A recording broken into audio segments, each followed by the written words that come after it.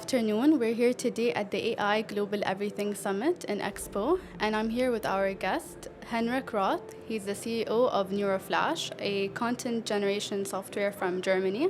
So, Henrik, can you please tell me a bit more about Neuralflash? Yeah, of course. So I'm a founder of Neuralflash. We are a content generation platform, the leading one in Europe actually. We help marketing teams to create content with AI much faster, but also help them to validate what content will work in specific audiences. So you as a marketer, you create content and then you have our prediction technology on the side, which will tell you which post will be better performing, will be driving more engagement, etc., etc. And we're 25 people, mainly focused on the German-speaking areas, but now visiting international markets to see how we can expand. That's very interesting. My first question for you would be, can AI truly be creative, or is it just mimicking human ingenuity? Yeah, it's a very interesting question. Lots of our customers had at the beginning as well, especially when GPT-3 came out, the model 2 or 3 years ago. Those models were not that good yet as the ones today, like GPT-4 or Mini or something like that. I definitely answer with yes, it can be very creative. It's not just mimicking human knowledge and how they communicate, but it's very dependent on how you prompt it, right? So how do you send a prompt, how you write it, and also there are certain tricks that you define your own writing style and define yourself so that the AI can actually write more precise and more personalized content and more creative content. So as I think with all new technologies, it's always the question, how can people be trained to use this technology in the best way? And then you're definitely able to create very creative content with AI as well. Do you feel like you can tell the difference whether it's AI generated content or made by humans at this point?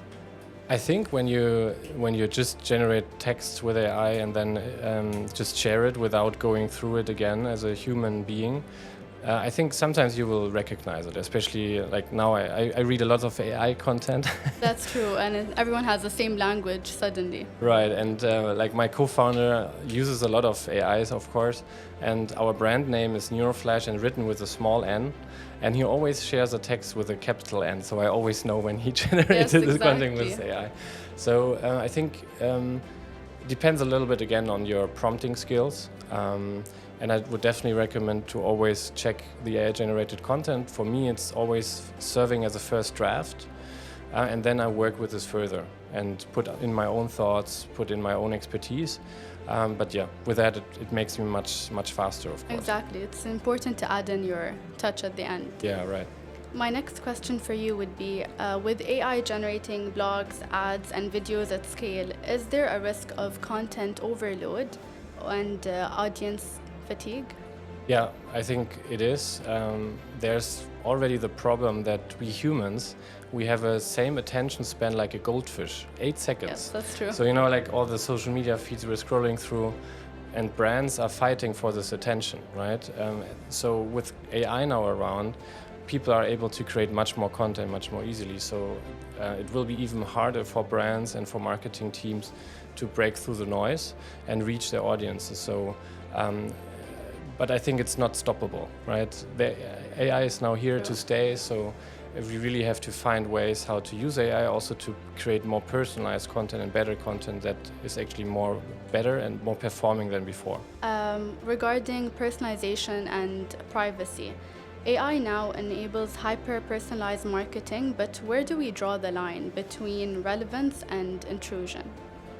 Yeah, it's a good question. I mean, it adds, when you use AI also to personalize content and to find out if we are to communicate it now and an AI can simulate your feelings, your thoughts, and then I'm creating a marketing text for you.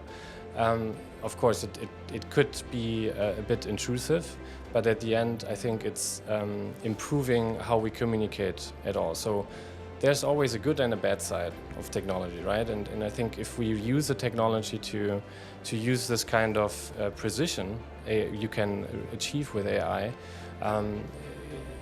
more people should do that. So for example, same use case, similar use case, I don't know about specific industries or niche topics.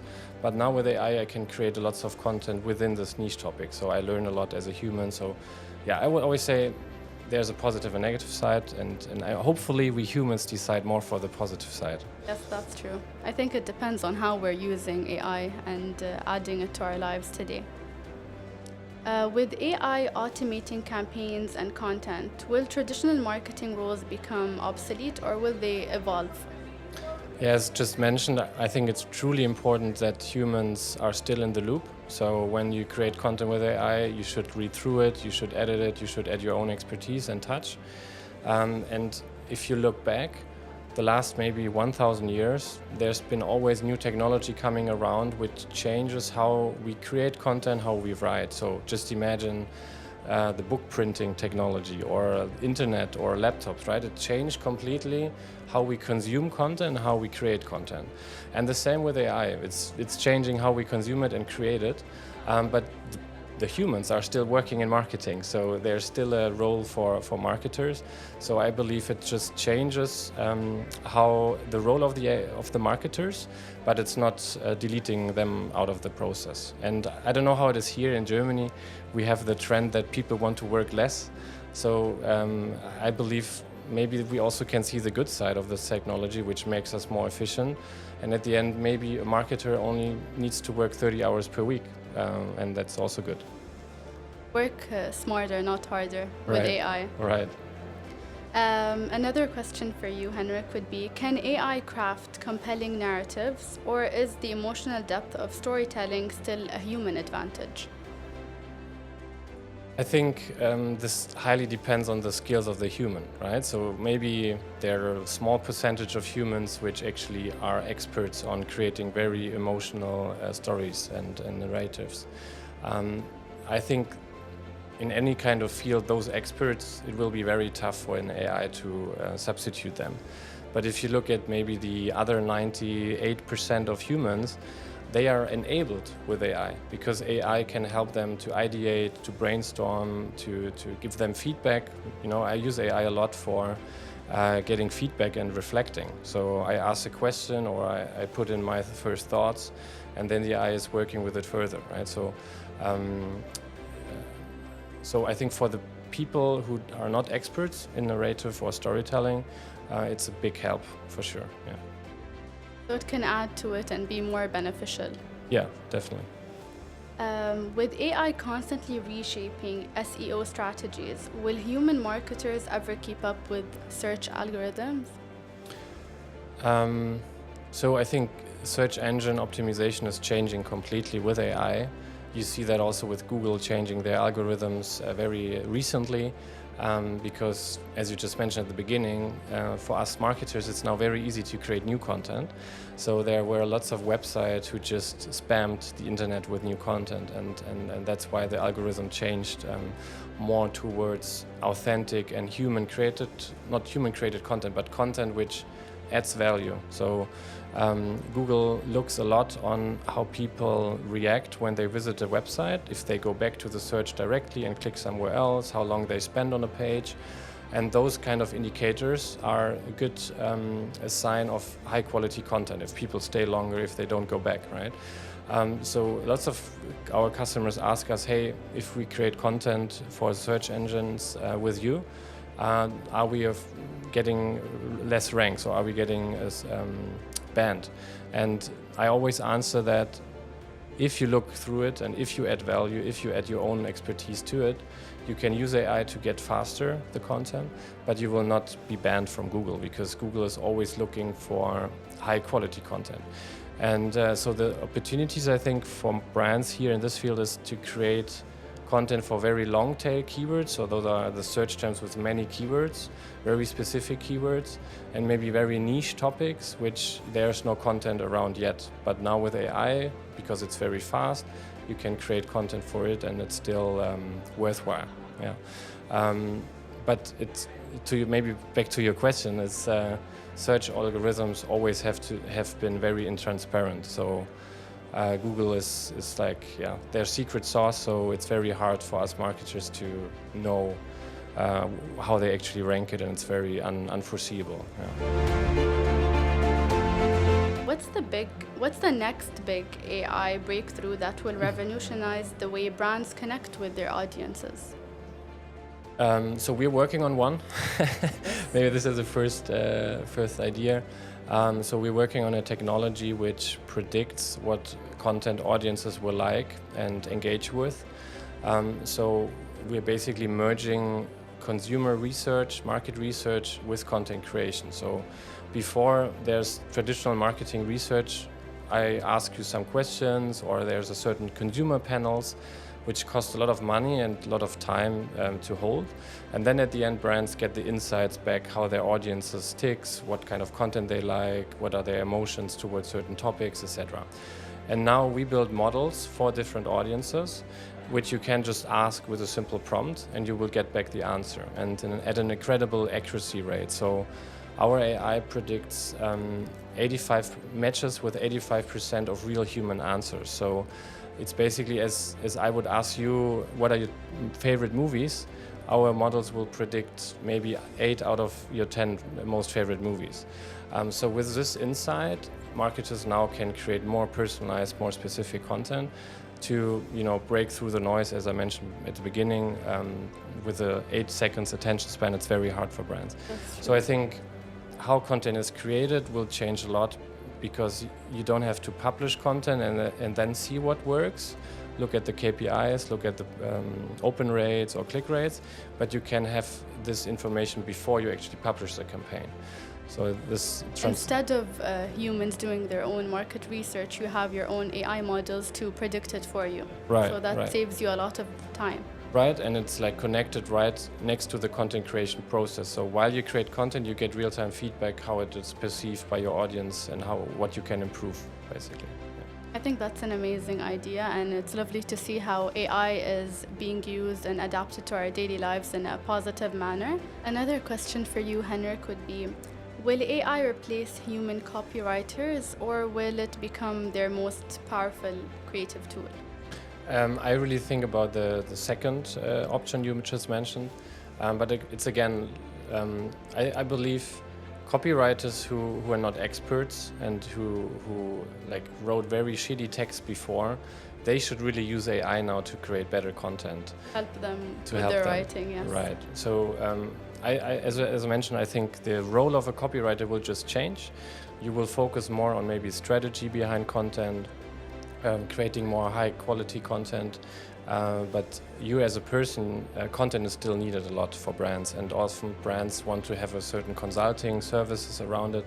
So I think it will not exchange them. I think in today's world, people were worried that AI would replace their jobs, but instead I see it creating a whole new field. I think without AI, we wouldn't have the summit today, literally the AI Everything Global Summit. So instead, it's enhancing productivity. What would you say on that? Yeah, right. So I believe when you look into the science fiction movies, they always predicted that robotics and physical jobs will be replaced by and technology. Robots will take over. And right now AI is more enhancing, as you mentioned, more the academic jobs and the content creation, creative jobs, right? So I think this was very interesting to see that science fiction movies were wrong on that end. But as you mentioned, I think it's enhancing and it's adding new kind of job titles like prompt engineers, etc. So bottom line, I think it will enhance our economy. You see big corporations, they are growing with this technology, and it will help us to have breakthroughs in other technologies like health, research. So I think it's an enabler, like a smartphone or the invention of a laptop. And it's also, AI is also helping the environment and used as green energy solutions and all of that. So I think that's amazing. Yeah. Another question for you, Henrik, is with virtual influencers gaining popularity, will AI personalities replace human influencers? Or would it still be a job? For me personally, I don't think so. I think the whole AI avatar or digital twin visual technology to replicate yourself, there might be certain use cases like customer service or where you don't really have a strong connection to the humans.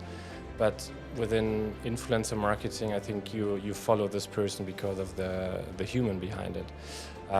So for me personally, I wouldn't follow an AI influencer, but as you mentioned, there are a few very successful ones. But I believe it's mostly due to the excitement of this new technology, how you can leverage it. And I always, you have probably seen Notebook LLM, which generates podcasts with AI. So I also believe podcast is a very personal thing, right? I would rather listen to a human podcast. And there's like a story, and you get to know this human on a personal level. And if you would listen to an AI, which maybe doesn't grow or doesn't change, I think you would not follow a podcast so much. Yeah. Exactly. My last question for you would be, with AI-generated content, it's fast and scalable, but does it sacrifice originality in the process? I think it comes back again at the prompting of yourself. So how much research you put in, how much prompts, how good your prompt is. And with us in our software, you can actually upload your brand voice, so your writing style, your brand values for what you want to stand as a company. And with this, the AI always writes very original and authentic content. But what you just mentioned, we ask our users what is the biggest problem and challenge with using AI in content creation. And this was number one challenge, to teach the AI your own writing style and your original words. So it's definitely a challenge, but if you know how to prompt and if you use softwares like Neuralflash, there's definitely a solution to this. Going back to Neuralflash, would you tell us what inspired you to co-found this company? I worked in marketing before, so I built up another startup before, and before that I built up an agency. And in both startups, I felt how hard it is to create good content. So my German grades in school were always not so good, so I'm not that creative and I'm not good in writing. So when I met one of my co-founders who already started working on this technology like 2 or 3 years before ChatGPT came on the market, I was very inspired, because I always wanted to do something more with technology, and I had the same problem myself before, so that's why it was very cool to meet with him and then start a really marketing-focused software around it. So I had the same problem like our customers. That inspired me, basically. I think it's amazing to see that AI inspired you and made you excel in your career and start this company. So thank you so much, Henrik, for joining our podcast today. Thank you for your invitation, and listen to us on Trending Echoes. Thank you so much.